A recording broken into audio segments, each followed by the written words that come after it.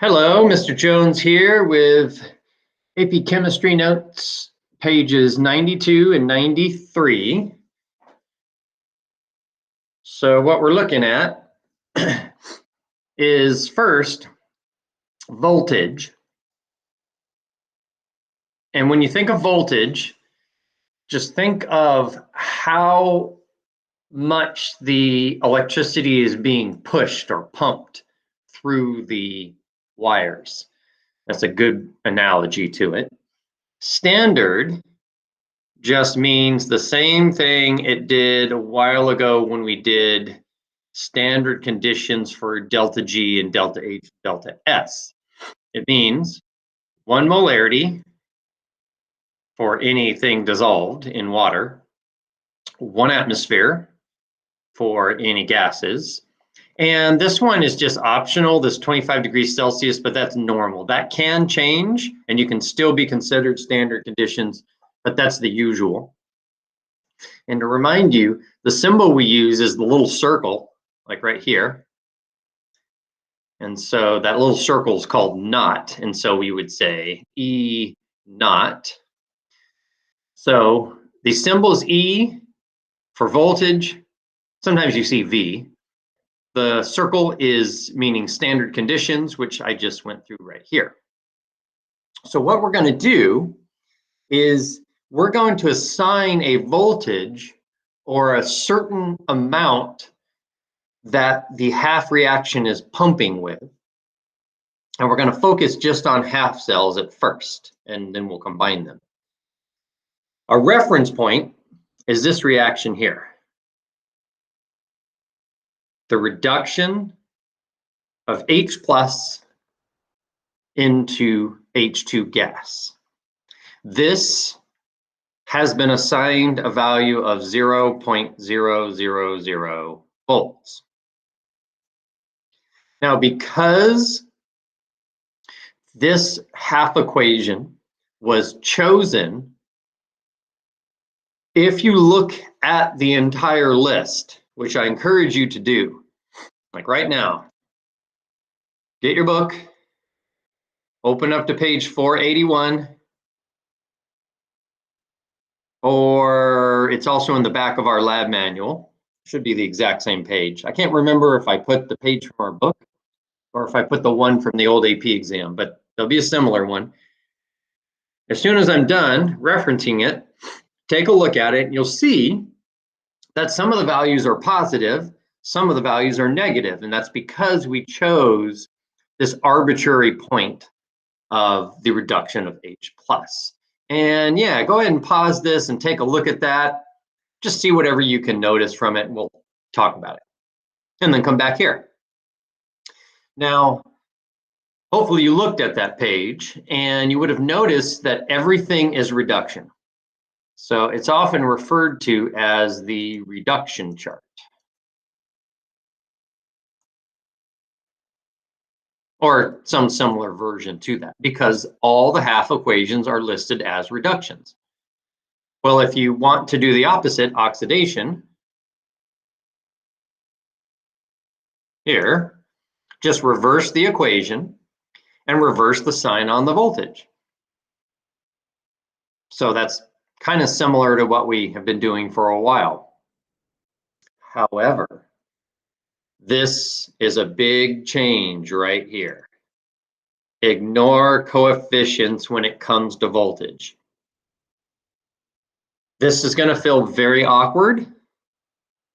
We, for almost 2 years, have been telling you coefficients, coefficients. Always look at the coefficients, and I am now telling you don't. You should still balance your reactions, but when doing voltage, the coefficients don't affect it. It's again, because this is how hard the reaction is trying to pump the electrons. The pumping is the same. It's based on the reaction, not the coefficients.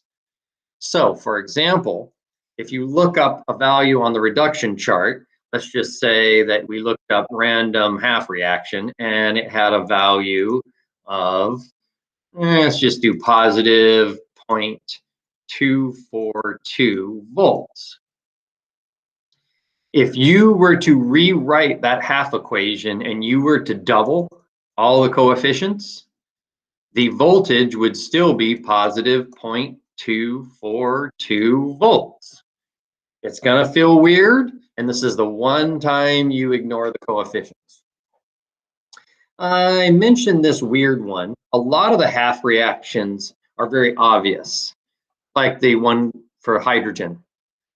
Simply the item gaining electrons and becoming what it becomes. A lot of the metals are really obvious. For example, a lot of the metals, something like magnesium plus 2, gains 2 electrons to become magnesium metal. This would be aqueous, this would be solid. And these ones are pretty clear.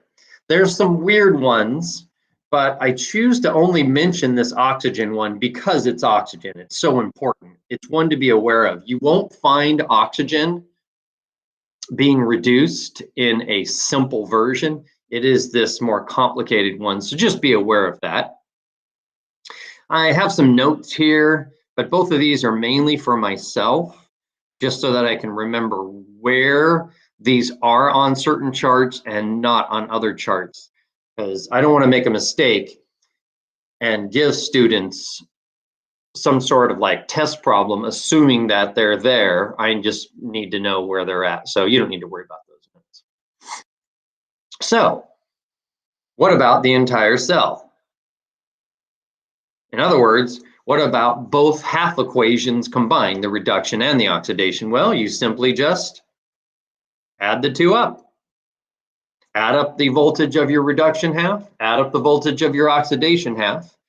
If you get a positive value, that reaction happens. It is spontaneous, it is thermodynamically favorable, however you want to do it. If your value is negative, then it doesn't happen. It is not thermodynamically favorable, it is not spontaneous. However, if you do end up with a negative, we can push it. And we can do that by putting power into it. We can put electricity into it and force it to happen. And we'll take a look at some of those in a few minutes. Be aware, this is the opposite of delta G. In delta G, it was a negative that occurs. In this case, it's a positive that occurs. So two big differences from old things is positive now is the one that's going to happen, and you ignore coefficients. That's some weird stuff. Now, if your value is 0, if all the chemicals are still present and you do have the ability to react, it's most likely at equilibrium. Another reason for a value of 0 is something's wrong with your circuit. So for example, take the case of a battery. If the battery has a voltage of 0, it could be because the chemicals are at equilibrium, or there could be some sort of technical issue. We will mainly be focusing on when it's at equilibrium and not a broken circuit or some other issue like that. Let's take a look at a couple examples. First one, let's start with the classic, the zinc and copper battery. Now, often it is given in this notation where you're given one half on the left, another half on the right. These two little lines right here, they represent the salt bridge, but for our cases, they're just separating the two halves. They're typically written in the order that they are reacting. So normally it'll be written, in this case, zinc solid forming zinc ion, which I have here, and copper ion forming copper solid, which I have here. So you write your two halves, figure out where your electrons go. In this case, it works out nice. We end up with a 2 and a 2, so that works out well. Notice I say this is the reaction from our notes on page 87. So let's actually take a look at that to remember it. I think I have it here. Oh, it's actually 86, I think. Let me make sure I got this right. Yeah, zinc and copper. And yeah, here it is here. Oh, it's 86 and 87. Either way. This was the voltaic cell that we studied earlier. And so now we're looking at how much voltage would this cell produce? Back to today's lesson. Well, you look up the half reaction reduction for copper, which is positive 0.339 volts. Look up the half reaction for the reduction of zinc plus 2 and reverse the sign because this is oxidation as I've written it. When you look it up, it's going to say negative 0.762, but you have to flip the sign, and that gives us the positive 0.762. Add them together, and you get a value of positive 1.101 volts. And because it's positive, we could say it's spontaneous. You could say it's thermodynamically favorable. This is often what's referred to as a battery in which we can get electricity from it. A fancy word for that is voltaic as well. So these are all saying the same thing. Spontaneous, battery, voltaic, thermodynamically favorable. And now let's look at another one. This time, it's going to be chlorine and lithium. So let's start with the lithium. The lithium is going from +1 to neutral. So +1 to neutral. The chlorine is going from -1 to Cl2. And notice I balanced my equation. Not that it's going to affect the voltage in the end, but just because it's nice to have our half reactions balanced. The chlorine is going to give off 2 electrons as I've drawn it. The lithium is going to gain 1. Now, if we wanted the overall reaction, I would have to double this, lithium half, and add them together. But I don't really care about that right now, so I'm not going to bother. Look up the voltages. The lithium half is just like it is on the chart, and you end up getting negative 3.040 volts. The chlorine is the reverse. In the chart, it's positive. We have to make it negative, and you get negative 1.360 volts. And you add this together, and you get an overall voltage of negative 4.4. Now, if you look at all the values on the chart, 4.4 is a huge voltage. Whether it's positive or negative, it's a huge voltage if you just try every possible combo. Now, in this case, this reaction, because it's negative voltage, will not happen. We would say that it's not spontaneous or not thermodynamically favorable. But if we wanted it to happen, we could force it to happen. Now, if we pump electricity into this system, and let's say we pump in negative 4.3 volts, it won't happen. The reaction that is written over here is pushing harder than 4.3 volts. Actually, we're not going to put in negative 4.3 volts. We're going to put in a positive 4.3 volts. If we put in a positive 4.3 volts, it still won't happen. If we put in a positive 4.5 volts, however, notice we're pumping electricity into this more than it is pushing back. So in this case, we would actually be forcing this reaction to occur. It doesn't want to occur on its own, but we can force it by putting this electricity. And that's why I say, if we put power greater than 4.4 volts. And I have to actually clarify a little. Power is not really the right word because power is different than voltage. So really it should say unless voltage of greater than 4.4 volts is put in. So power is okay for us, but really if you got down to the details in physics, power would not be the right word. And I mentioned, if you do the reverse of this, so if we take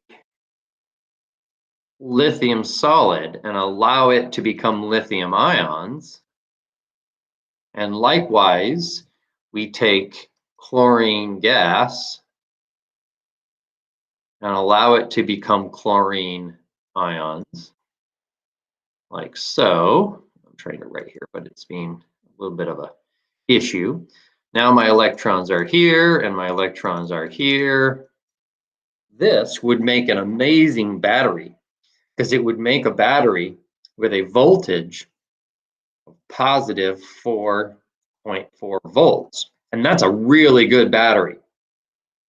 And so you've probably heard of lithium ion batteries. And this is why. If you make a battery and one of your half reactions is based on lithium, that is a great start. Now, you probably wouldn't want to do this battery right here because it involves chlorine gas, which would be dangerous, even though it would make a great battery. You'd want to use something else, but something like this with lithium and other things make great batteries, and that's why you hear about these things. In fact, that's probably what's in your cell phone. It's probably what's in the laptop I'm using right now. It's a little more complicated than this, so that's why I didn't use the actual example in our notes here. All right. This is going to seem like kind of a random situation, but you would think that storing acids in metal containers would be a bad idea. And it typically is, but we can actually use this to see if it's possible. So it says, can hydrochloric acid be stored in a copper container, like a copper can, or a magnesium can? Again, I'm not sure why you would bother trying to do this, but we can see if it's going to work. Now note, this HCl, we're using the reduction chart, and the reduction chart assumes that we're at standard conditions. So we are assuming 1 molarity HCl. If you want to change that, we'll deal with that later. So here's the concern. If we're going to do this, and we're going to, oh, I think I have a copper pen. I should use it. I will replace this because I usually don't use it too much. Is that copper? It looks close enough. And it's gold. All right, we're just going to use it. If we have what I am going to call a copper container, and we want to put our hydrochloric acid in it, 1 molar. The question, the concern is, will the HCl react with the metal and eat a hole and leak out? In other words, is the acid reacting with the metal spontaneous, which means this is a bad idea to do this, or is it not spontaneous? So the concern is a pretty common reaction, which is H plus reacting with the metal. So it's H plus and copper that I'm concerned about. So if I look up the half reaction for copper metal, the only thing the copper metal can do is turn into an ion. And there's more than one copper half reaction, but I'm going with this one for this example.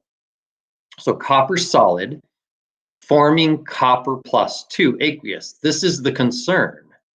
If this happens, that means your copper container becomes dissolved and it's not a container anymore.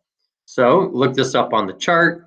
You'll see that it's positive 0.339, but flip it because this is oxidation, so it's negative. H plus from the acid is being reduced if this reaction occurs, forming H2 gas. This is our reference, so that's 0. That's nice. You add it all up, and you get a voltage, sometimes called the potential, of the reaction is negative 0.339 volts. So this would actually be okay to store 1 molar HCl in a copper container. And we'll talk about this in class, but see if you can figure this out on your own. This is lab number 5 from last year. If you still have it, look it up and see if you can figure out what I'm talking about here. And if not, we'll talk about it in class. I also mentioned down here lab number 3, which we just talked about recently with the iron nails and such. And see if you can figure out what I'm talking about there. But again, we'll talk about that in class. I'll save that so this video doesn't get too long. All right, let's do the exact same thing, but let's do it for magnesium. So again, I want to know, can I store 1 molar HCl in a magnesium container now? Okay, well, the concern is that the magnesium container turns into an ion, which is now soluble. We still have hydrogen doing what it does, making H2 gas. So 0 volts. The magnesium becoming an ion is positive 2.357 once you flip it from the chart. And so now we have a voltage of positive 2.357. So in this case, this magnesium would definitely react. It would eat away at your container, and then you would have acid spilling all over the place. So this would be a bad idea. And if you think about this scenario on the right, and you compare it to the scenario on the left with the copper, this should help you in what I'm talking about regarding lab number 5 from last year. All right, next. If you are a reducing agent, what's happening to you? You're getting oxidized. And so I want to talk about the strength of oxidizing and reducing agents. In other words, if something is one of these agents, is it strong at doing it or is it weak at doing it? Well, the more of a positive value something has, the stronger it is at being that agent. The less positive, the weaker it is at being that agent. So back to the chart on page 481, if I remember right. I believe it's 481. Let's see. Yeah, page 481. If you look at that chart again, you'll notice, and I'm going to start down here in the bottom left. F minus 2. Oh, yeah. And for the most part, ignore the basic ones. So when we look at the chart, you'll see that most of the chart is up here. And then there's this small section at the bottom, at least in the book. These ones here, don't look there unless you're told to look there. We're mainly going to focus on the bigger area. So right now, when I'm talking about F2 in the bottom left, it's somewhere here on the chart. Anyway, this really likes to be reduced. It has a high positive voltage. Well, the fact that F2 likes to be reduced means it's one of the strongest oxidizing agents. If we go in the other corner, so now I'm up here, lithium solid really likes to be oxidized. And that's no surprise, lithium is an alkali metal. It wants to get rid of that extra electron and become lithium plus 1. So no surprise, if you look up here in this corner, right here, you'll see things like lithium, sodium, and so on, because they really want to get rid of that electron.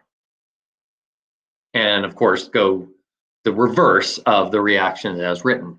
And so since they like to be oxidized, they are some of the stronger reducing agents. Here's an example of something that's pretty common. We have hydrogen peroxide. If you look on the chart near the bottom, you'll see that hydrogen peroxide being reduced into water has a positive value. So that means that it likes to be reduced. And since it likes to be reduced, it's one of the stronger oxidizing agents.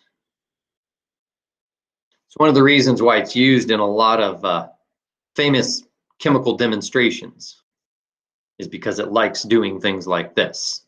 It's also why you have to be careful if you store it. If you store concentrated hydrogen peroxide, you have to be careful not to store it next to certain chemicals, because you can have unintended reactions happening and problems. All right, now it's time for a big problem. This is a good one. It's a long and fairly complicated problem. I'm going to go through it, and what I recommend you do is the same thing I always recommend you do. Watch this, get to where you think you understand it, and then try it on your own. Stop the video, write the problem out on a blank sheet of paper, or print the notes blank, and try it. See if you can do it on your own. If you can't, then you don't understand it. Go back and watch the video again. So I'm giving you 5 items, and I want to know, first, is each of these an oxidizing agent or a reducing agent? And then I want them ranked. I want the oxidizing agents ranked from high to low. In other words, the best oxidizing agent to the worst. And I want the reducing agents likewise listed. So the first thing we need to do is figure out who is going to be an oxidizing agent, who's going to be a reducing agent. So let's just write out what these 5 things can do. And this is where the chart's really nice. If you try to do something and the chart doesn't have that, it's impossible, or at least not going to be in our examples. So it better be on the chart. So if you look up magnesium, the only thing it can do is gain electrons to become magnesium solid. And when I said look up magnesium, I mean magnesium +2. So it's being reduced, and this is its value from the chart. Ignore all this. So all this stuff over here, let's do that at the end. So let's pretend that's not even there right now. Iron +2 is sneaky. You'll find it on the chart twice. You'll see iron +2 being reduced to iron solid. This is reduction. But you'll also see iron +2 being oxidized to +3. So this is oxidation. And since I'm doing the reverse of the chart, I have to reverse its value, which I have right here. And then I have the other one up here. So iron's tricky in that it can do 2 different things. Iron +2 is tricky. Nickel, the only thing nickel can do is lose electrons. This is oxidation to become +2. Look it up on the chart, flip the sign, and you get positive 0.236 volts. Oxygen, all it can do is that weird one where it gets reduced in acidic solutions to water, and or it takes the hydrogen from a water solution. And so this is reduction, and this is its value. And the last one's gold. The only thing gold can do is lose electrons to become gold +3. This is oxidation, and then this is the value from the chart once you flip the sign. So what I've done first is I've simply listed what can each item do, with iron being sneaky and being able to do 2 different things. And I have looked up their values from the chart. If they're oxidation, I flip the sign. Okay, now at this point, what we can do is let's now look here. If something is being reduced, like here, that means it's an oxidizing agent. So all the ones that are being reduced are my oxidizing agents, and there's 3 of them. If something is being oxidized, like here, it is a reducing agent. So anything being oxidized is a reducing agent. So notice I have 3 reducing agents and 3 oxidizing agents in this particular example. So we're going to make 2 lists. The first list I chose to do was the reducing agent. I'll make my colors match. So I'm going to do reducing agents first. Well, whichever one has the highest positive value means it's the best. In this case, we're looking here, here, and here. Only one of them is positive. So that has to be the best one. And so that's the nickel. Now, even though the value is negative for the other 2, it doesn't mean they're very good at this. It doesn't mean they necessarily want to do it, but in the right circumstances, they can still be a reducing agent, even though they're negative. So the least negative is the iron +2 right here. And then the more is the gold here. And you'll notice gold being a reducing agent. In other words, gold turning into an ion does not want to happen. This negative 1.498 volts means that gold would prefer to stay gold solid. And so, like I mentioned here, this is one of the reasons why gold is so legendary. It doesn't react easily. It doesn't want to turn into an ion, so it doesn't tarnish very easily. Hence, one of gold's amazing properties, and one of the reasons it's so valuable is because it's one of the last things that is going to react. Now doing the same thing for the oxidizing agents. So oxidizing agents, we're going to look here, here, and here. Again, we only have one positive value, so we got to pick that. That's oxygen. Hey, no surprise. Oxygen's a good oxidizing agent. Interesting. Iron +2 is in the middle again with the -0.4, and magnesium is the worst oxidizing agent. And I mentioned this, that's why I keep the flints in a sealed jar. The little scratchy things that you use to light the Bunsen burners, they've got what's called a flint stone. We've probably talked about it. And what makes them spark is magnesium. Well, the magnesium is in the solid metal form, but it doesn't really like being in that form. And it actually does the reverse of this reaction. It prefers to not be reduced, like I have written here. It prefers to be oxidized. And that's why I have to keep those flints in a jar, and I have to keep them sealed up, because otherwise, if I leave them exposed to air, they will do the reverse of this reaction. Because what they don't want to do is go from magnesium +2 to magnesium solid. They want to do the reverse. They want to go from magnesium solid, which is what I want them to be. They want to become +2. And this is not good. That doesn't work. It turns to a powder and doesn't spark anymore. So that's why I have to be careful and keep them sealed. I made the mistake of leaving some out one year. And I don't know, it was a few months later, they were no good anymore. And that should do it. Homework we can discuss in class. And that takes care of the notes 92 and 93.